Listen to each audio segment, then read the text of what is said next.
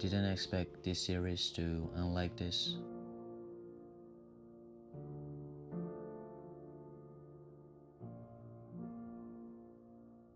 Actually, I didn't expect my life to change this fast.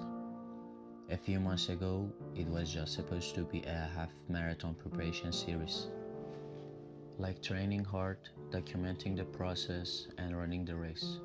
But somewhere in the middle of it, life became heavier than training. At first, I was consistent. For 10 weeks, I trained for the Istanbul Half Marathon, and honestly, I was excited about this series. But then situation in Iran started to getting more stressful. Protests, war, internet shutdown, and uncertainty. Every day my brain was somewhere else, not thinking about pace zones or race strategy, thinking about the future. About whether I was staying in a situation that kept becoming more unstable, and slowly training stopped. At some point I realized something. I wasn't scared of hard work.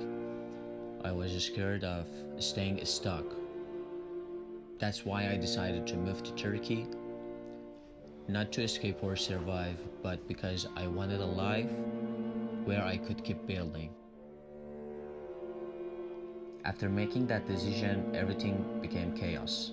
Documents, packing, planning, stress. Then I lost my passport for a week. And during that week, I genuinely thought everything might collapse because government systems were disrupted, internet access was unstable. I knew that replacing it might become impossible for a while. I remember checking my bags over and over again, just stressed all day.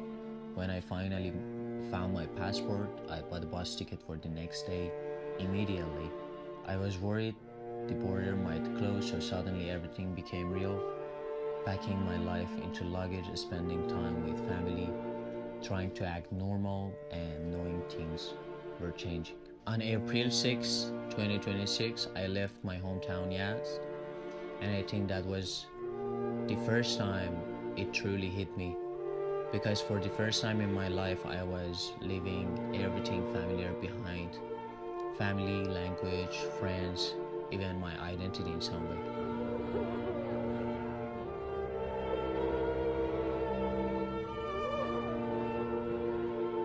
The trip from Yazd to Istanbul took around 25 hours total.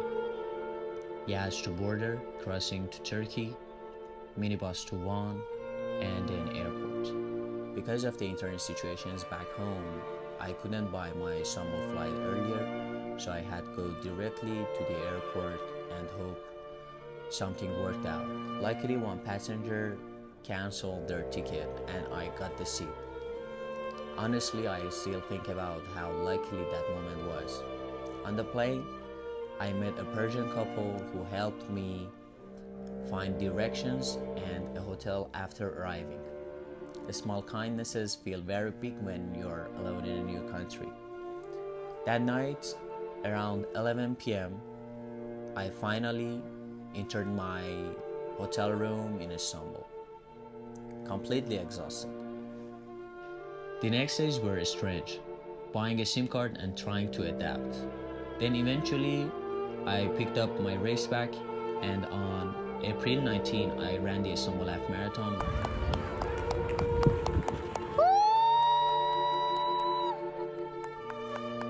With official time of 2 hours, 12 minutes, and 27 seconds.